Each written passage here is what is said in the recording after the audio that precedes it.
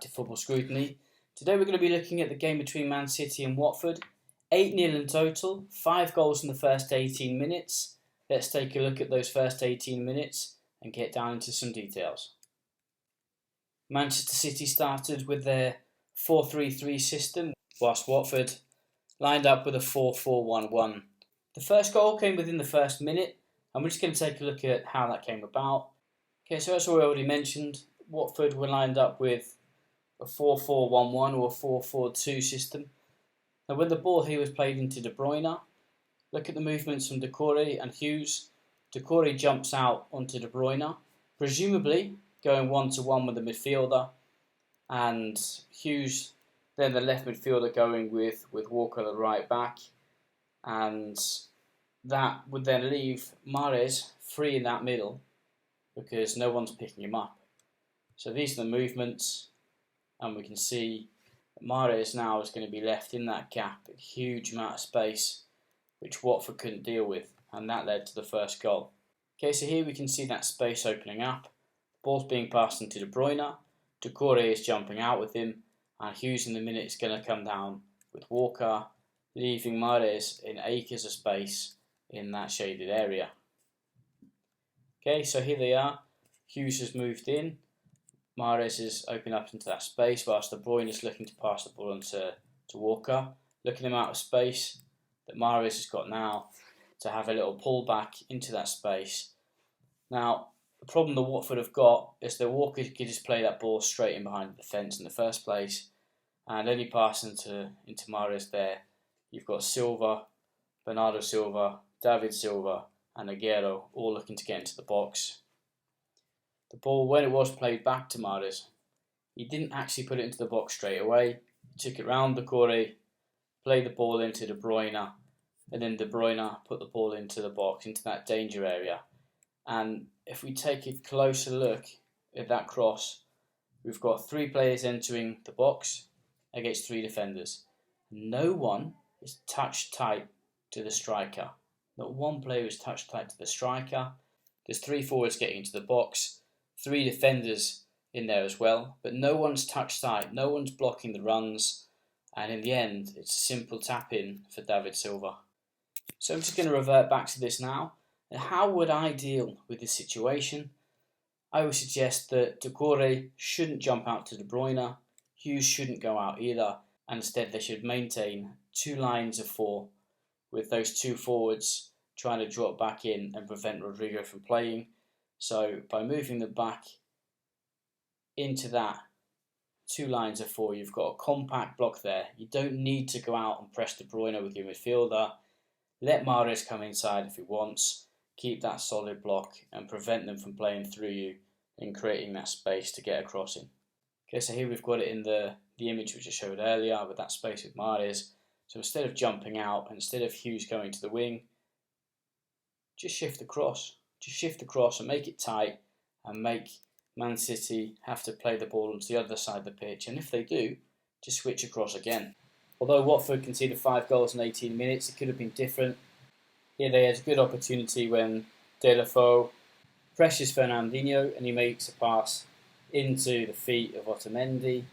They continue to press and Hughes jumps quite a long distance, but Otamendi makes a bit of a mess of it, and by the time the ball comes into De Bruyne is being pressured as well, and Doucouré manages to take it off him, and with a little bit more fortune here, Hughes and Deulofeu would have been in, because look at the distance between Otamendi and Fernandinho. Fernandinho hasn't closed the gap, and this was a good opportunity which just by inches went amiss. Another opportunity came about from a counter-attack.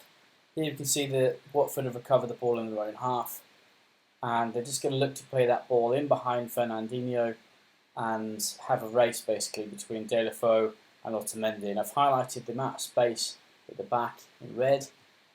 The whole of their pitch, the whole of Man City defensive half is free for a one-on-one situation between Deulofeu and Otamendi. And on the edge of the box, Otamendi tries to make a challenge, which Deulofeu skips past, has a one-on-one situation with the keeper, and just puts it wide. So that's 2 good opportunities now Watford have had that if they'd made the most of it, we wouldn't have been talking about an 8-0 loss. Another slight opportunity was when there was a throw-in in the Man City half. Cleverly nipped in front of De Silva. The ball went to Doucouré and he played the ball into Deulofeu again. This time Fernandinho closed the gap and they managed to snuff out the danger. But this was an opportunity for a player of Deulofeu's quality to get a shot on goal, and that's 3 times that they've been knocking on the door just in the first 5 minutes. Unfortunately though for them, the ball was cleared into Aguero, and we can see there's 8 Watford players are pressing the ball high up the pitch. And when you've got players of the quality of Aguero and De Bruyne, that is dangerous, because here the ball comes into Aguero, he lays it off into the space for De Bruyne to run onto. He continues his run, and now there's a 4 against 4. It's just a race, and he manages to slide a pass in between the centre-back and the full-back, who is poorly shaped. His body position is quite poor. He needs to be closer to his centre-back, and he should be able to see where Mahrez is, which he can't. So when that ball comes in, Mahrez is into the area, and it's a poor decision from Foster and make a challenge where he is so close to the line, and it's a penalty. And after the penalty, of course, it's 2-0. This was a common sight during the game where Fernandinho would play the ball into Mendy. Mendy, once he received it, would then try and offload the ball into that space in between the midfield and forward lines from Watford, so that Rodrigo could move in and try and play in that gap. But on this occasion that I'm going to show now, Cleverly nips in front of Rodrigo and lays the ball off to Capoe, and he then plays the ball over the top for Cleverly, Deulofeu and Hughes to run onto. And of course, when Rodrigo is dispossessed in that area, Man City have only got Fernandinho, Otamendi and Walker back, so it's effectively a 3 against 3 counter-attack, and on this occasion again they couldn't make the most of it. Okay, so here we've got the picture. Fernandinho looking to play the ball into Mendy, and then for Rodrigo to move up in between those lines. Here he makes the pass, and this is the moment where Cleverly just nips in front of him, takes the ball and gives it to Capoe, who's going to play a first time ball into Deulofeu, who lays it off to Cleverly. And now Hughes is getting forward, Deulofeu's going to get forward, and Cleverly's going to get forward. And that is the back 3, Fernandinho, Otamendi and Walker. And when the ball comes over, Walker just gets in front of Hughes, because if he doesn't, then Watford are in on goal again. So that's 3 or 4 decent opportunities to attack for Watford, but they're still 2-0 down. This is what led to the 3rd goal. Very simple, just a long ball into Hughes and Cleverly, and Otamendi wins the ball. It's a 2 against 1 and they still lose the ball. And when the ball then comes into Mahrez, I was quite disappointed with Doucouré. He tries to anticipate and leaves the ball for Mahrez just to drive into the space, drives past him, and then the same player makes the foul and into the box. And then of course they ends up scoring from the free kick. Okay, so the 4th goal came about from a corner, and we're just going to look into how it was won. So the ball was played from Fernandinho into Otamendi, and then he's going to play the ball into Mahrez. When the ball comes into Mahrez, again, I'm going to wind that back. Again, look at the marking from Doucouré with De Bruyne. He moves in with him, and Aguero then moves into the space which De Bruyne has created by making that run. Loads of space. Capoe, massive distance between him and Doucouré. So when a ball is then played into Aguero, there's space for De Bruyne then to move into the space left by the centre-back, who, should he have come out? Possibly not. I would prefer that they would just shift across instead of coming out. Let Aguero have the ball there, because what you can't afford to do is allow space in behind. And that's what happened. De Bruyne got space in behind, a cross comes in, and then they win a corner. So here it is in the images. Pass from Fernandinho into Otamendi. Here I've highlighted the space in between Capoe and Doucouré, the 2 centre midfielders. Hughes comes out to pressure the centre-back. Mahrez has now got plenty of space for the pass into Aguero, because look how De Bruyne has been followed by Decore into that space. So when he plays the ball in, the centre-back now has come out and left even more space in behind for De Bruyne to make that run into. And like I said, the cross comes in and they were lucky to clear it for a corner, but of course they conceded the fourth goal from the corner, which was here. The corner, all 10 defenders back for Watford. They've got 2 covering the short corner, and they've got 1 player in zone, which I'm highlighting now. The rest are all man-to-man. So when that ball comes in, Otamendi beats the player defending in zone to the ball, beats his own man as well. And I've just highlighted at the back, you've got 2 players who were defending man-to-man, have now completely left their players. So when the ball is flicked on towards the back post, there's 2 players there just queuing up to put the ball into the net. And it's terrible marking really from Watford at the corner.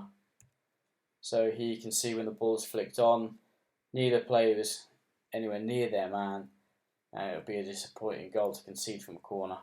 5th goal came from winning the ball back in their own half. Watford had the opportunity to play the ball out. They played the ball back in, and when the ball is played back in, look at the distance between the 2 Man City players there and the space for Decore to receive the ball. But he's not interested. He's not asking for the ball, and by the time he does, that gap has been reduced by the 2 Man City players, and he's under pressure, and they lose possession and give away the free kick. But for me, this is really disappointing that a player at Premier League level isn't screaming for that ball, because there's so much space for them to open the ball into that area and play out. And by playing, or by not offering yourself for the ball, you put your team under more pressure. Okay, so the free kick. Well, this was really bad. You've got 3 of those red players not even looking at the ball, and the other one has only just started looking at the ball, and he should probably be standing in front of that ball to prevent them taking it quickly. At Premier League level, I find this a bit unacceptable, how there's no one in front of the ball preventing a quick free kick, especially when you're 4-0 down away from home. You would think that you would try and slow the game down. They're not attentive. Ball comes into Aguero, and now I've highlighted the 4 players in red who weren't switched on for the quick free kick. And of course, there's only 2 players in the box trying to defend, and it ends up being 5-0. So in conclusion of the first 5 goals in the first 18 minutes of the game, some pretty poor defending from Watford, especially with the 2 lines of 4. Too much space in between the midfielders, too much being dragged around by the movement of De Bruyne and Mahrez and Walker, and Watford need to make improvements if they're going to be able to stay in the Premier League this season. And that concludes our analysis. We hope you enjoyed it, and hopefully we'll see you soon. Goodbye.